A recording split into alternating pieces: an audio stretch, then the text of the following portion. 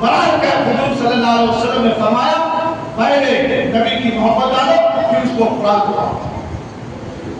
اب میں بتا دے رہا تھا ایمان آخری کلام کیا چیز ہے، اس کو پڑھو، اس کو جانو، فکر کرو اس کے تعلق سے، کہیں ایسا نہ ہو جائے کہ کمان ہاتھ میں رہ جائے، انسان کو منہ مگر کمان سے تیر نکل جائے، پتہ بھی نہ چلے ہے یا نہیں ہے ایمان۔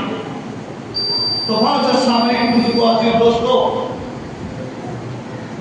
حضرت امام اعظم ابو حنیفہ رضی اللہ تعالیٰ عنہ کی بارگاہ میں مختصر تھا کر کے سنانے کی کوشش کروں گا۔ واقعہ بہت فکر والا واقعہ ہے۔ ایک شخص آیا، آگے بولا میرے کو ایک بیٹی ایک بیٹی تھی، حضور میرے کو ان سے پہلے اس نے ان کے پاس آنے سے پہلے اس نے یہ منت مانگی کہ ایک بیٹی ایک بیٹی تھی، تو اس نے دھماکہ تھا، جوانی تھی، طاقت تھی، اس روح میں بول دیا، مال بھرا تھا، بولا کہ میری بیٹی کے تحت میں دنیا کی ہر چیز دوں گا۔ کیا بولا؟ آپ بولتے ہیں میری بیٹی بیٹی تو ہر چیز دیکھو جی بھائی۔ میرے عزیز ہیں متخیر بڑے، انہوں بھی اپنی بیٹی کی شادی میں بہت کچھ دیے، اچھا دیے، اچھا دیتا کھانا دیے، پینا دیے، جو بولے وہ دیے۔ اب تو یہ نہیں کہ نوشا شادی خانے کے سامنے آیا تو ایک بڑا بکرا کو اوپر سے مار کے چھوڑ دیا، داماد ہماری فیرج پہ آئے، ماشاءاللہ بہت اچھا کام کرے، مگر غریب کیا کرے گا، گلی بھی نوازا تھا۔ برحال کیا معزز سامعین، اس نے منت مانگی تھی کہ میں دنیا کی ہر چیز دوں گا۔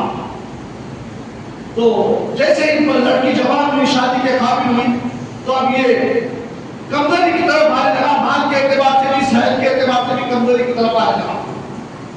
تو جیسے ہی انسان جب کمزوری کی طرف آتا نا، جب تک جوش ہے، طاقت ہے، مال ہے، قوت ہے، تو اس کو کچھ بھی نظر نہیں آتا۔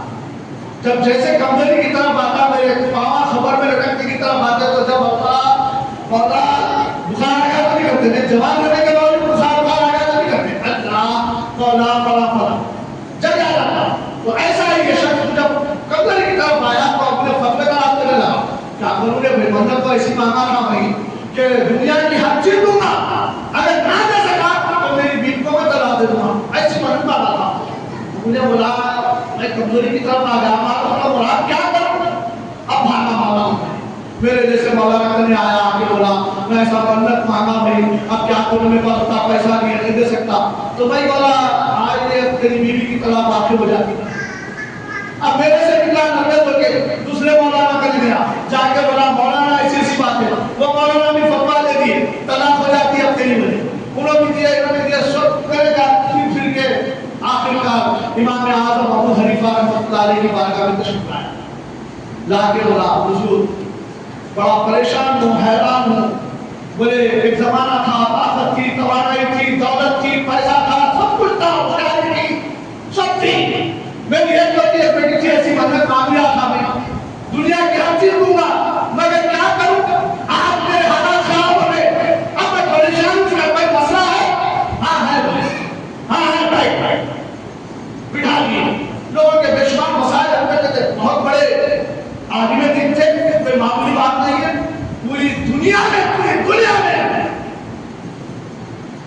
75% اگر کوئی طبقہ مسلمانوں کی تقلید کرتا ہے تو امام ابو حنیفہ رضی اللہ تعالیٰ عنہ، پوری دنیا میں آپ بتا رہے ہیں ایسے بیان نہیں، بٹھا کے بولے ٹھیک ہے تیری بیٹھ تو صحیح، بیٹھنے کے بعد پریشان تھا، اب انہوں کیا دیتے کہ فتویٰ انہوں دے دیے تو گیا میرے آپ سے سمجھ رہا آ کے بیٹھا، بولے طلاق واقع نہیں ہوتی، اب خوش ہو گیا، اب کمزوری کا عادت ہے، ارے تم بوتل کو لے جاتا ہو کیا بولتے یہاں پر میرا سینہ چوڑا رہتا ہے، ارے اب تو یہ لے سکتے بولے، اسی طریقے سے ہو تیری طلاق نعمت کی بات ہے، خوش ہو گیا، بولے حضرت کیسا لوگ بیٹھے رہتے جب میں وفی رہتا تھا ہمیشہ ہم کی بات تھا، آج ہم جمعہ میں کتاب کرے تو کہتا وہ بھی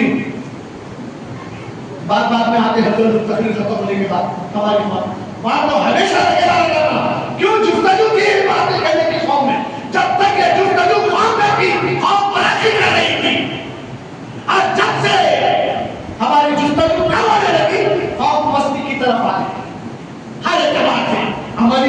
اعتبار سے، کردار کے اعتبار سے، مال کے اعتبار سے، طاقت کے اعتبار سے، حکومت کے اعتبار سے، کیا لیتے لو آپ کے اعتبار سے مستی کی طرف آنے لگے.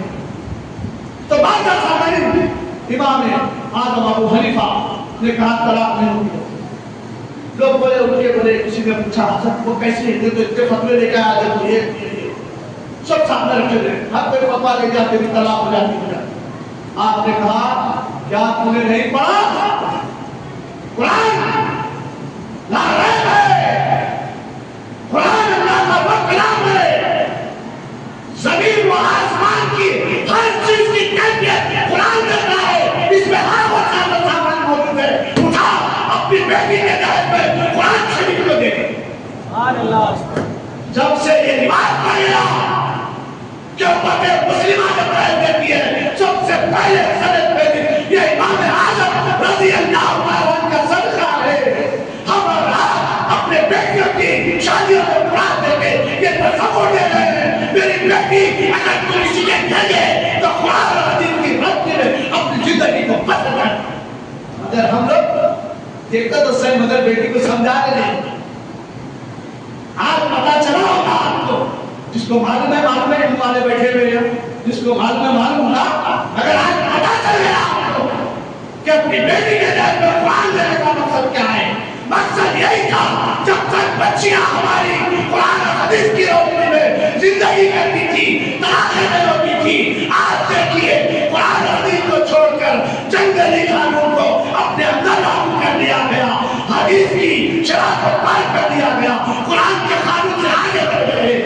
یہود و نصارہ کی زندگیاں کاٹ رہی ہے تو حالات ہماری کہاں سے کہاں پہنچ گئی، ہماری چوکھٹوں سے نکل کر عدالتوں تک پہنچ گئی. کافر مشرکین اس پہ ہونوں پہ بیٹھ کر ہمارے فیصلے کر رہے ہیں. نہ ہمارا عالم ہے نہ ہمارا قاضی ہے فیصلے کرنے کے لیے، نہ معاشرے میں کوئی ہم نے ایسی چیز بنائی تاکہ اجتہاد کی بنیاد پہ معاشرے کے اندر ہی اس کا کام ہو جائے. نہیں کر رہے ہیں. میرے کو کیا کرنا ہے، اس کی بیٹی ہے، بھائی کی بیٹی ہے، کچھ بھی ہوگی، پڑوسی کی بیٹی ہے، کچھ بھی ہوگی، پڑوسی کا بیٹا ہے، کچھ بھی ہوگی. تو یہ طاقتور لوگوں کی کام ہے کہ اگر اللہ نے طاقت دیا ہے معاشرے سے برائی کو روکنا چاہیے. اگر نہیں روک سکتے تو کم سے کم ایمان کا آخری اور اس کے بعد میں ایمان، کم سے کم برا تو مانو. برا ماننے کو بھی تیار نہیں ہم لوگ. اللہ کرے مجھے اور آپ کو جو کچھ سنایا گیا ہے اگر اس کے اندر کچھ خرابی ہو گئی ہے، کچھ غلطی ہو گئی ہے، سب کو گواہ بنا کر اللہ کی بارگاہ میں توبہ استغفار کرتا ہوں. میرے پروردگار جو کچھ بھی میں نے ان سے ٹائم لیا ہے، وقت لیا ہے، جو کچھ بولا ہے صرف للہ بولا، تیری طرف قوم کی توجہ کرنے کے لیے، تیرے محبوب کی محبت میں ان کو مبتلا کرنے کے لیے میں نے کہا ہے. میرے مولا میری بھی مغفرت فرما. یہاں پر جتنے ہیں سب کی مغفرت فرما. وآخر دعوانا الحمدللہ. السلام علیکم.